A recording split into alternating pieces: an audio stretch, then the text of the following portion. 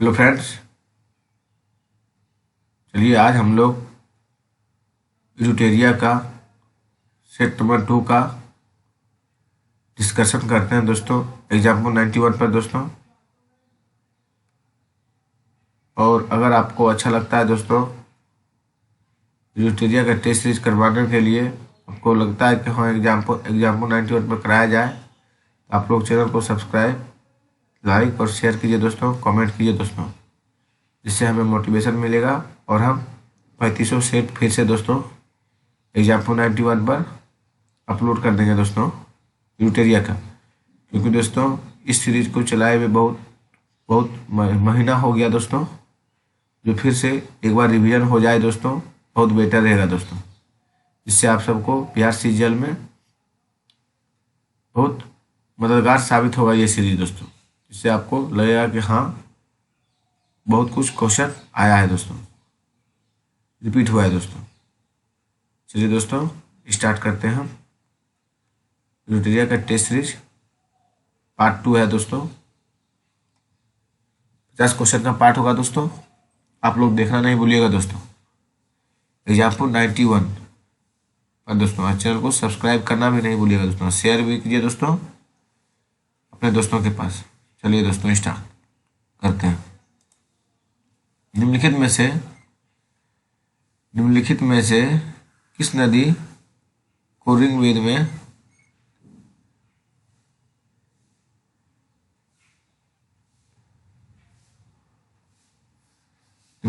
किस नदी को ऋग्वेद का सबसे पवित्र नदी माना गया है दोस्तों? आप सभी को पता है दोस्तों। ऑप्शन पढ़ते हैं दोस्तों, नीचे आंसर पढ़ेंगे दोस्तों। सिंधु, सरस्वती, गंगा, सतलज। चलिए आगे देखते हैं दोस्तों। तो किस नदी को ऋग्वेद में सबसे पवित्र नदी माना गया दोस्तों? सरस्वती को दोस्तों। किसको माना गया? सरस्वती को। चलिए इसके बारे में थोड़ा पढ़ते हैं। ऋग्वेद में सबसे पवित्र नदी सरस्वती को माना गया है, जबकि इस वेद में सबसे ज़्यादा बार वर्णित नदी सिंधु है। गंगा नदी का उल्लेख केवल एक बार, जबकि यमुना नदी का उल्लेख 3 बार हुआ है दोस्तों। चलिए दोस्तों क्वेश्चन नंबर 2 दोस्तों, नेक्स्ट क्वेश्चन। प्राचीन भारत में पहला विदेशी आक्रमण किसके द्वारा किया गया था? 1 नंबर ऑप्शन ए नंबर यूनानियों द्वारा, बी नंबर कुषाणों द्वारा, 3 नंबर दोस्तों ईरानियों द्वारा, 4 नंबर आर्यों द्वारा। चलिए आंसर देखते हैं अगला पेज में दोस्तों। चलिए फिर से क्वेश्चन एक बार पढ़ते हैं। प्राचीन भारत में पहले विदेशी आक्रमण किसके द्वारा किया गया था? ईरानियों द्वारा दोस्तों। किसके द्वारा किया गया था? ईरानियों द्वारा। ये भारत पर प्रथम विदेशी आक्रमण ईरान के हखमनी वंश के शासकों ने किया। हालांकि यह आक्रमण असफल रहा। भारत में प्रथम सफल विदेशी आक्रमण डेरियस प्रथम ने किया था दोस्तों। चलिए दोस्तों आगे देखते हैं। ऐतिहासिक दृष्टिकोण से प्रसिद्ध कलसी स्थान का संबंध किस शासक से है दोस्तों? पहला ऑप्शन है दोस्तों बृहदत्त से, दूसरा है अशोक से, तीसरा है चंद्रगुप्त मौर्य से, चौथा है उपर्युक्त में से कोई नहीं दोस्तों। दिमाग में फिट कीजिए दोस्तों कौन सा ऑप्शन होगा। आगे देखते हैं दोस्तों। देखिए ऐतिहासिक दृष्टिकोण से प्रसिद्ध कलसी स्थान का संबंध किस शासक से है? अशोक से। किससे? अशोक से। कलसी नामक स्थान उत्तराखंड में स्थित इस स्थान पर अशोक के शिलालेख उपस्थित हैं। इस शिलालेख का संबंध अशोक के आंतरिक प्रशासन से संबंधित है दोस्तों। चलिए नेक्स्ट क्वेश्चन देखते हैं दोस्तों। प्रसिद्ध पुस्तक शाहनामा के लेखक कौन है? कौन है दोस्तों? पहला नंबर ऑप्शन है दोस्तों अलबरूनी, दूसरा बर्नी, तीसरा उत्वी है दोस्तों, चौथा फिरदौसी है दोस्तों।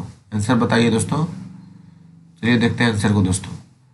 प्रसिद्ध पुस्तक शाहनामा के लेखक कौन है? फिरदौसी है दोस्तों। कौन है? फिरदौसी है। शाहनामा फारसी भाषा का एक ग्रंथ है जिसके लेखक फिरदौसी थे। यह महमूद गजनवी के दरबार में रहता था। शाहनामा फिरदौसी की सबसे प्रसिद्ध रचनाओं में से एक है दोस्तों। दीवान अर्ज विभाग का संबंध किस शासक से था दोस्तों? दीवान अर्ज आप सब जानबे करते हैं दोस्तों। दीवान अर्ज कौन था? ऑप्शन पढ़ते हैं पहले दोस्तों। फिरोज शाह तुगलक, बलबन, अलाउद्दीन खिलजी, उपर्युक्त में से कोई नहीं दोस्तों। चलिए आंसर देखते हैं। दीवान अर्ज विभाग का संबंध किस शासक से था? बलबन से था दोस्तों। किससे था? बलबन से। दीवान अर्ज विभाग का संबंध बलबन से था। यह सैन्य विभाग से संबंधित था, इसका मुख्य कार्य सैनिक की भर्ती तथा निरीक्षण करना था दोस्तों। चलिए आगे देखते हैं दोस्तों। किस मुगल शासक ने ईस्ट इंडिया कंपनी को भारत में व्यापार करने का फरमान दिया था दोस्तों? फरमान किसने दिया था? आप सब तो जानते हैं दोस्तों, ऑप्शन पहले पढ़ते हैं। अकबर था, जहांगीर था, शाहजहां था, औरंगजेब था। तो किसने दिया दोस्तों? चलिए नेक्स्ट आंसर देखते हैं दोस्तों क्वेश्चन का। किस मुगल शासक ने ईस्ट इंडिया कंपनी को भारत में व्यापार करने का फरमान दिया था दोस्तों? जहांगीर ने दिया था। कौन दिया था दोस्तों? जहांगीर ने दिया था दोस्तों। ईस्ट इंडिया कंपनी को भारत में व्यापार करने का आदेश जहांगीर ने कब दिया दोस्तों? 1608 में दिया था दोस्तों। दिया था। जहांगीर के दरबार में आने वाला प्रथम अंग्रेज विलियम हॉकिंस थे। इनको 400 मनसब की उपाधि भी दी गई थी दोस्तों। मनसब की उपाधि दोस्तों, उपाधि भी दिया गया था दोस्तों जहांगीर के द्वारा दोस्तों।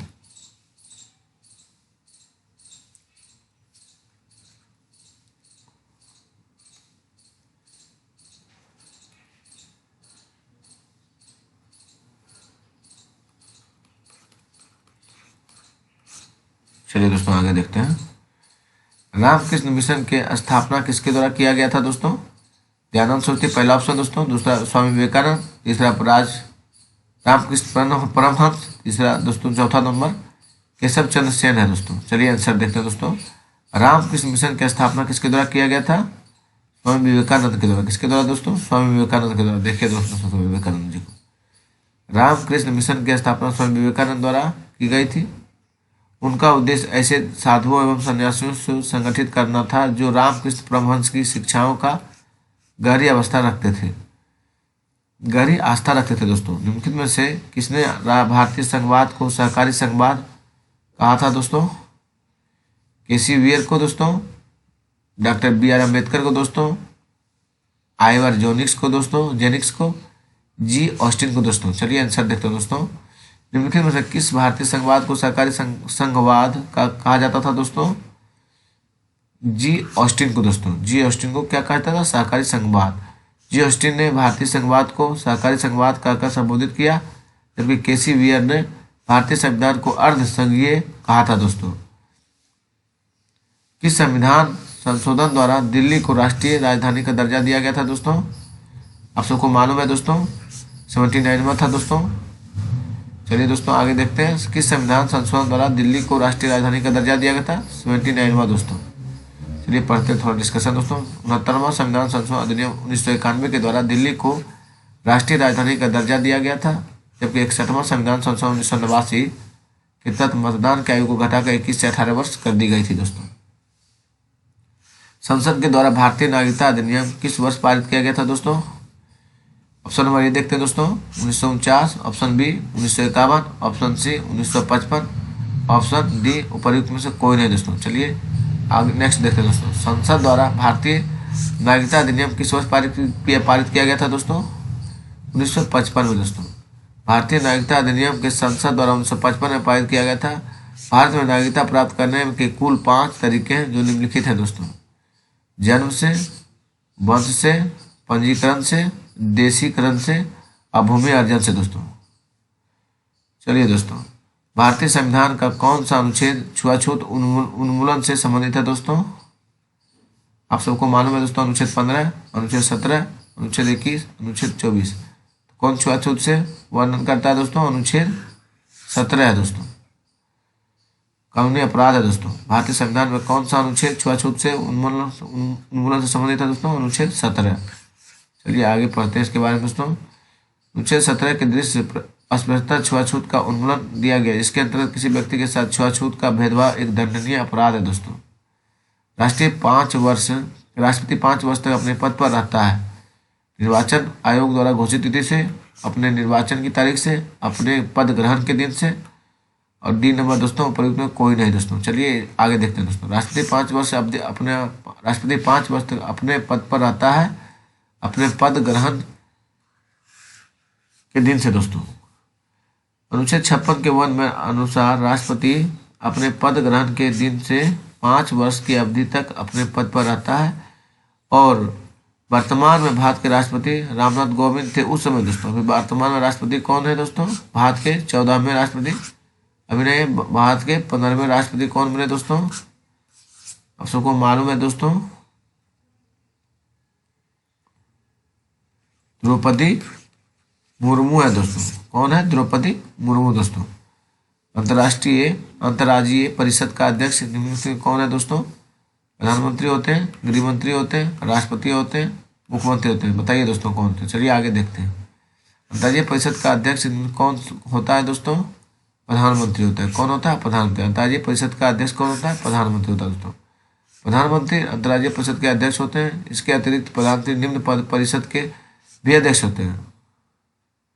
नीति आयोग के अध्यक्ष भी होते हैं, राष्ट्रीय विकास परिषद के अध्यक्ष होते हैं, राष्ट्रीय एकता परिषद के अध्यक्ष होते हैं और राष्ट्रीय जल संसाधन परिषद के अध्यक्ष होते हैं।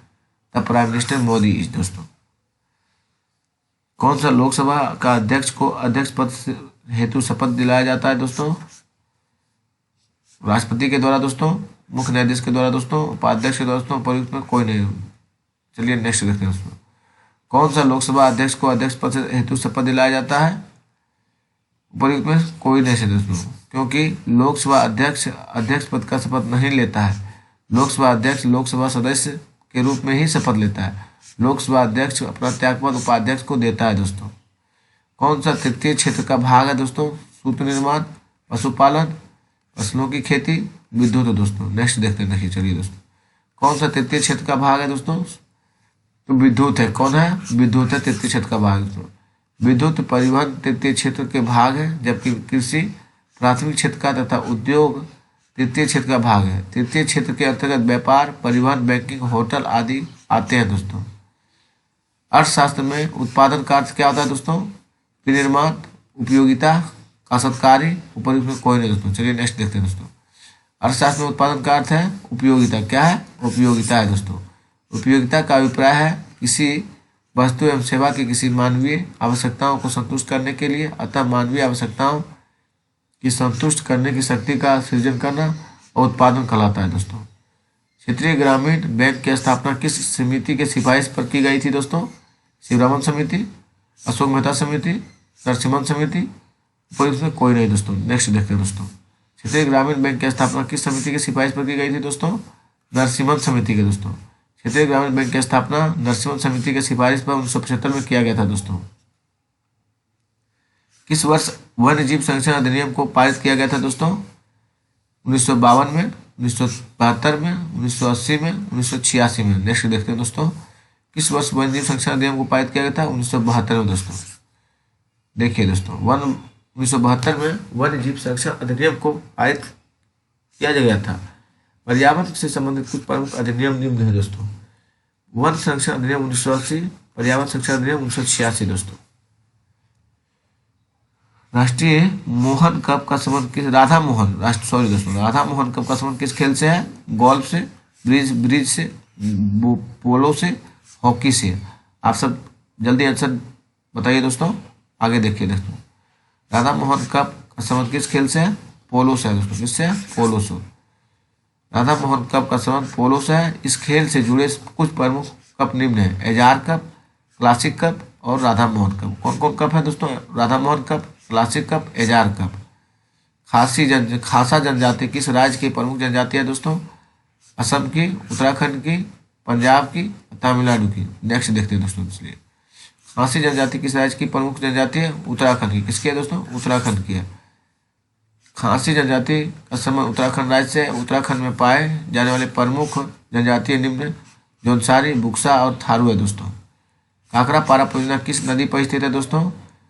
ब्यास पर, तावा पर, ताप्ती पर, चिनाब पर।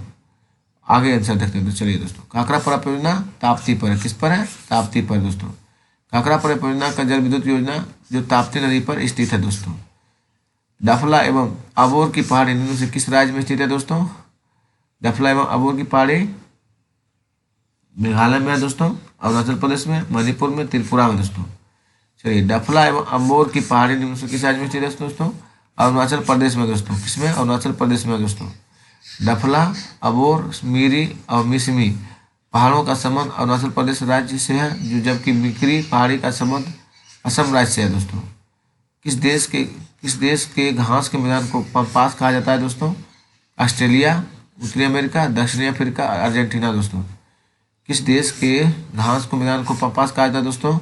अर्जेंटीना को। किसे कहा था? अर्जेंटीना को। अर्जेंटीना एक घास के मैदान का पम्पास कहा जाता है। विश्व के प्रमुख घास मैदान के देश निम्न है। देश और घास के मैदान। ऑस्ट्रेलिया किसका है दोस्तों? डाउन्स का। ब्राजील किसका है दोस्तों? कंपोज का। उत्तरी अमेरिका किसका है? पेरी का है दोस्तों। दक्षिण अफ्रीका किसका है?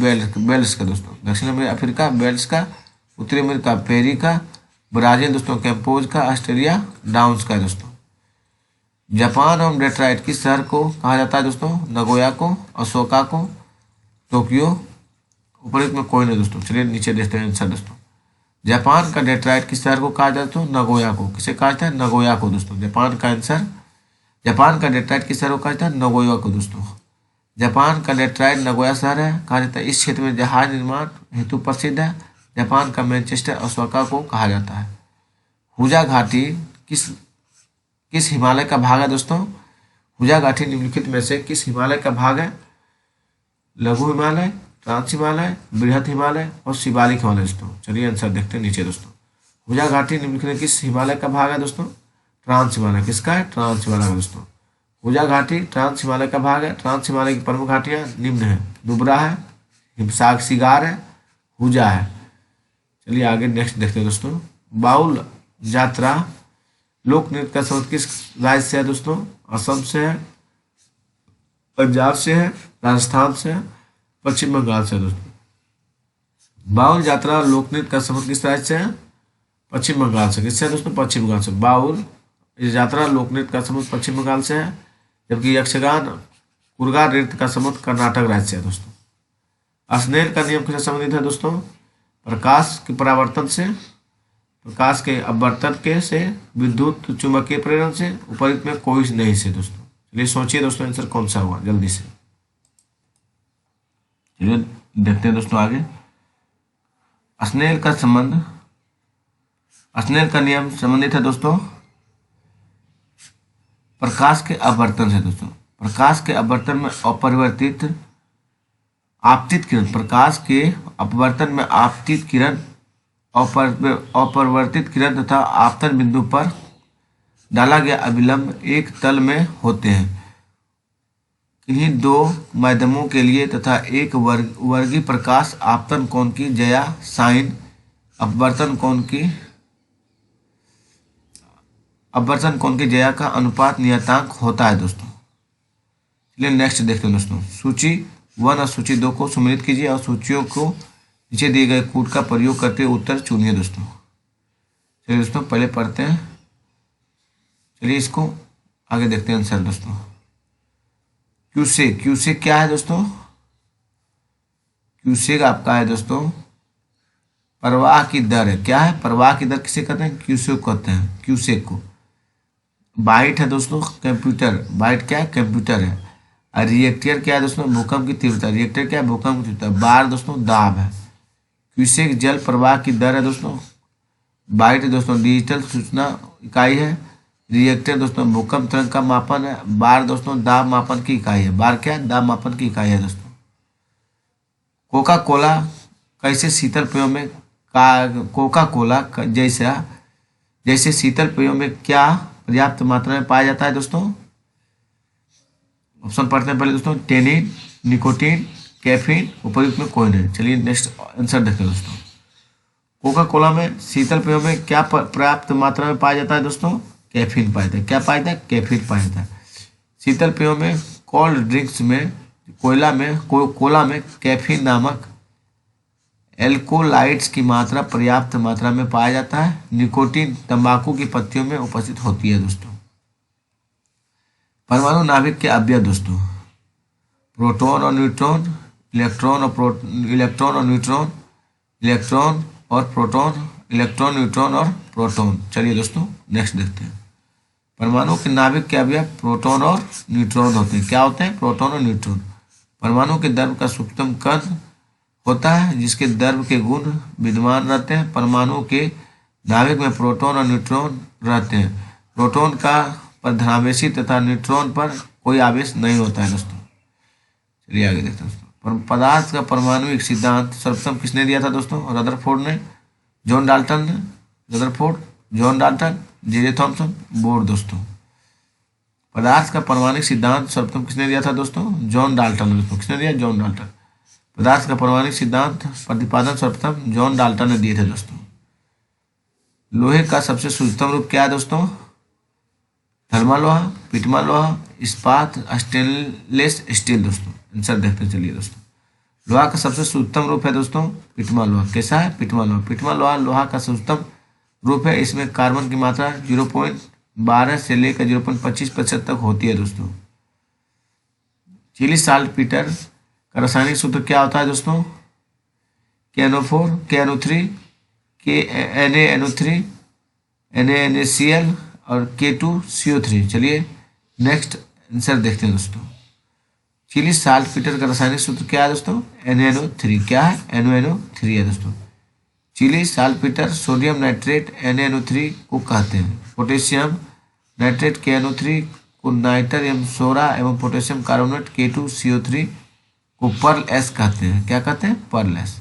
नाभिक के अलावा कोशिका के किस कोशिकाओं में DNA होता है दोस्तों? लाइसोसोम, माइटोकॉन्ड्रिया, गोल्जी उपकरण और तारक केंद्र दोस्तों। चलिए देखते हैं आंसर दोस्तों। नाभिक के अलावा कोशिका के किस कोशिका में DNA होते हैं दोस्तों? माइटोकॉन्ड्रिया। किसमें होते हैं? माइटोकॉन्ड्रिया। माइटोकॉन्ड्रिया को जब तक विशेष रूप से अभिरंजित नहीं किया जाता तब तक सूक्ष्मदर्शी द्वारा इसे आसानी से नहीं देखा जा सकता। प्रत्येक कोशिका में माइटोकॉन्ड्रिया की संख्या भिन्न होती है दोस्तों। तो दोस्तों मेरुदंड में कितनी हड्डियां होती हैं? 15, 21, 33, 30। चलिए देखते हैं आगे। मेरुदंड में कितनी हड्डियां होती हैं? 33 होती है। कितनी होती है? 33 होती है। मेरुदंड 33 हड्डियां होती हैं। ग्रीवा, कारुआ 7 होता है दोस्तों। वक्ष प्रवेश 12 होती है। कमर में 5 होती है। कोटि प्रवेश में 5 होती है। कोक्सीजियल 4 होती है। कुल 33 हड्डियां होती है। स्ट्रक्चर देखिए दोस्तों।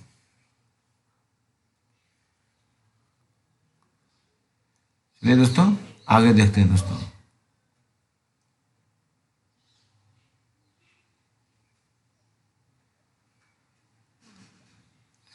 केसर मसाला बनाने के लिए पौधे का निम्न से कौन सा भाग उपयोग में लाया जाता है दोस्तों?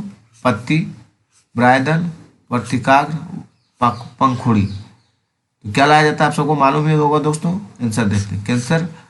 केसर मसाला बनाने के लिए पौधे के निम्न से कौन सा भाग उपयोग में आता है? वर्तिकाग्र। कौन सा आता है? वर्तिकाग्र यानी अस्टिग्मा दोस्तों। स्टेम जिसे कहते हैं। पीला भाग को स्टेम, अस्टिगम लाल भाग को कहते हैं दोस्तों। केसर सेफ्रोन क्रोकस नाम पौधे के फूल के वर्तिकाग्र स्टिग्मा से मसाला निर्मित किया जाता है दोस्तों।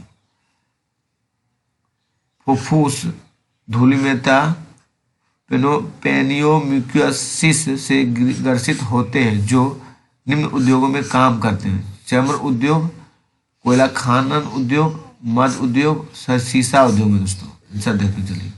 फुफ्फुस धूलिमेता से ग्रसित होते हैं जो निम्न उद्योगों में काम करते हैं। कोयला खनन उद्योग में। किसमें दोस्तों? कोयला खनन उद्योग में। फुफ्फुस धूलिमेता रोग कोयला खनन एवं एस्बेस्टस उद्योग में काम करने के कारण होते हैं। इसका प्रमुख कारण धूल कण है। इसके प्रमुख लक्षण क्या है दोस्तों? सांस लेने में परेशानी, खांसी, सिर दर्द या फेफड़े की सर्वाधिक नुकसान पहुंचाती है दोस्तों। शारदा अधिनियम किससे संबंधित है दोस्तों? बाल विवाह, विधवा पुनर्विवाह, सती प्रथा और दास प्रथा। शारदा अधिनियम किससे संबंधित है दोस्तों? बाल विवाह से। किससे? बाल विवाह से।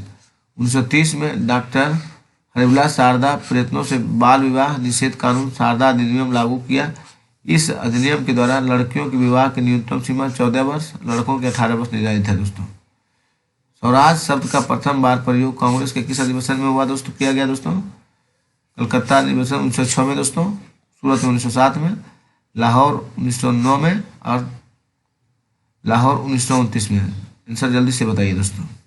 स्वराज शब्द का प्रथम बार प्रयोग कांग्रेस के किस अधिवेशन में किया गया दोस्तों?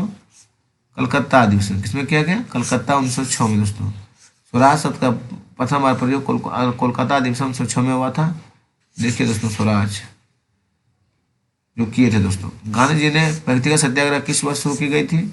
1940 में, 1941 में, 1939 में, 1942 में।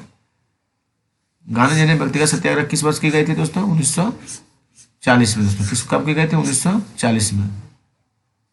व्यक्तिगत सत्याग्रह का शुरुआत कब हुआ? 1940 में दोस्तों। त्रिपुरी संकट के बाद कांग्रेस का अध्यक्ष किसे चुना गया दोस्तों? अब्दुल कलाम आजाद, जवाहरलाल नेहरू, राजेंद्र प्रसाद, सरदार पटेल। तो देखिए आंसर दोस्तों, त्रिपुरी संकट के बाद कांग्रेस के अध्यक्ष किसे चुना गया दोस्तों? डॉक्टर राजेंद्र बाबू के, अपने बिहार के दोस्तों। त्रिपुरी संकट के बाद कांग्रेस के अध्यक्ष कौन थे? राजेंद्र प्रसाद बने दोस्तों। शतपथ ब्राह्मण ग्रंथ किस वेद से संबंधित है दोस्तों? ऋग्वेद से, यजुर्वेद से, सामवेद से, अथर्ववेद से। शतपथ ब्राह्मण ग्रंथ किस वेद से संबंधित है दोस्तों? यजुर्वेद से दोस्तों। किस वेद से? यजुर्वेद से दोस्तों। शतपथ तैतरीय ब्राह्मण ग्रंथ यजुर्वेद से संबंधित है दोस्तों। कथा सरित सागर के रचयिता कौन थे दोस्तों? सोमदेव, धर्मेंद्र, कामदंत, शूद्रक। कथा सारित के रचयिता कौन है दोस्तों? सोमवेद। कौन है? सोमवेद दोस्तों। सोमदेव कथा साहित्य के रचयिता थे। इस रचना में मौर्य काल के विशेष जानकारी मिलती है दोस्तों। कौन सा हड़प्पा स्थल घाघरा नदी किनारे स्थित है दोस्तों? बनावली, चुंदड़ो, कालीबंगा, धौलावीरा दोस्तों। हड़प्पा स्थल घाघरा नदी किनारे स्थित है दोस्तों। कौन है? कालीबंगा है दोस्तों। कालीबंगा हड़प्पा स्थल घाघरा नदी के किनारे स्थित है। चुंदड़ो सिंधु एवं बनावली सरस्वती नदी किनारे स्थित है दोस्तों। उदयन किस वंश का शासक था दोस्तों? मौर्य वंश का, शिशुनाग वंश का, हर्यक वंश का, नंद वंश का। उदयन किस वंश का शासक था दोस्तों? हर्यक वंश। किसका था? हर्यक वंश का। उदयन हर्यक वंश का शासक था। उसने गंगा एवं सोन नदियों के संगम तट पाटलिपुत्र नामक नगर की स्थापना की तथा उसे अपनी राजधानी बनाई दोस्तों। हमारे वेल निम्नलिखित में किसका उदाहरण है दोस्तों? स्वपोषी, परपोषी, मृतजीवी, परजीवी। हमारे वेल किसका उदाहरण है दोस्तों? परजीवी का। किसका है? परजीवी का दोस्तों। अमेरिवेल एक परजीवी पादप है। अमेरिवेल में क्लोरोफिल नहीं होता है। ये अपना भोजन उस पादप से प्राप्त करते हैं जिस पर ये आरोपित होते हैं। वे पादप परपोषी कहलाते हैं और अमरवेल जैसा पादप परपोषी को अमूल्य पोषक से वंचित करते हैं। इन्हें परजीवी कहते हैं दोस्तों। पादपों के जल का परिवहन होता है दोस्तों रंध्रों के द्वारा, फ्लोएम के द्वारा, जाइलम के द्वारा, ऊपर सभी के द्वारा। पादपों पर जल का परिवहन दोस्तों होता है जाइलम के द्वारा। किसके द्वारा दोस्तों? पादपों में जल का परिवहन किसके द्वारा होता है? जाइलम के द्वारा दोस्तों। फिगर देखिए, स्ट्रक्चर को भी समझिए दोस्तों। जल और पोषक तत्वों के परिवहन के लिए पादपों में जो संवहन ऊतक होता है उसे हम जाइलम या दारू कहते हैं। जाइलम नलियों का सतत जाल बनता है और जो मूलों को तने और शाखाओं के अध्ययन से पत्तियों से जोड़ता है और इस प्रकार बना तंत्र पूरे पादप में भी जल का परिवहन होता है। मेढक निम्नलिखित में किसके द्वारा शोषण करता है? ट्रेकिया द्वारा, फेफड़ा द्वारा, त्वचा द्वारा, बीसी द्वारा दोस्तों। तो मेढक निम्नलिखित में किसके द्वारा शोषण करता है? बीसी यानी ट्रेकिया और फेफड़ा, सॉरी दोस्तों,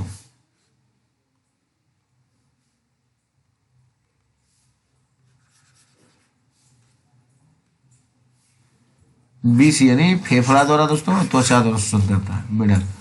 मेढक में मनुष्य की भांति फेफड़े होते हैं तथापि यह अपनी त्वचा से भी शोषण करते हैं जो आंत्र और श्लेष्मी होता है। पालक में निम्नलिखित में कौन से अम्ल पाया जाता है? ऑक्जेलिक एसिड, टार्टरिक एसिड, मौलिक एसिड और एस्कर्बिक एसिड दोस्तों। पालक में निम्नलिखित कौन सा अम्ल पाया जाता है? Oxalic acid. कौन सा? Oxalic acid. पालक ऑक्जेलिक एसिड का में पाया जाता है। किस जंतु में गमन के लिए कूटपाद पाए जाते हैं दोस्तों? Trypanosoma, amoeba, Plasmodium, paramecium. देखिए आंसर दोस्तों, किस जंतु में गमन के लिए कूटपाद पाए जाते हैं? अमीबा में दोस्तों। किसमें पाए जाते हैं? अमीबा में। अमीबा को देखिए दोस्तों, स्ट्रक्चर अमीबा का। अमीबा एक गमन के लिए कूटपाद पाए जाते हैं। अमीबा में गमन के लिए क्या पाया जाता है? कूटपाद दोस्तों। थैंक यू दोस्तों। इस एपिसोड को समाप्त करते हैं दोस्तों। आप लोग चैनल से जुड़िए दोस्तों और टेलीग्राम लिंक से जुड़िए दोस्तों। डिस्क्रिप्शन में लिंक दे दिया जाएगा टेलीग्राम का दोस्तों। आप लोग वहाँ जाके एग्जाम्पल 91 में जुड़िए दोस्तों। उस पर अच्छे लेवल का क्वेश्चन दिया जाता है प्रत्येक दिन दोस्तों। 10 क्वेश्चन, 10 या 20 क्वेश्चन का प्रत्येक दिन ऑब्जेक्टिव मल्टीपल चॉइस का क्वेश्चन दिया जाता है दोस्तों। आप लोग जुड़ना नहीं भूलिए दोस्तों। कोई भी एग्जाम हो दोस्तों, एग्जाम्पल 91 पर जरूर जाके देखिए प्ले लिस्ट में वीडियो दोस्तों डाला गया है कि नहीं दोस्तों। जो भी बताया जाएगा दोस्तों, बढ़िया कंटेंट तो बढ़िया मटेरियल्स का ही वीडियो बनाया जाएगा दोस्तों। अलूल जलूल तो बना ही नहीं सकते हैं दोस्तों। थैंक यू दोस्तों, आप लोग देखिएगा बढ़िया से दोस्तों। रिवीजन के तौर पर इस सीरीज को स्टार्ट किया दोस्तों, क्योंकि ऑलरेडी सीरीज चल चुका है दोस्तों। रिवीजन हो जाएगा तो दोस्तों फायदा ही फायदा होगा, घाटा नहीं होगा दोस्तों। अपडेट हो जाएगा फिर से क्वेश्चन दोस्तों। क्वेश्चन अच्छे उम्दा लेवल का है दोस्तों। थैंक यू दोस्तों।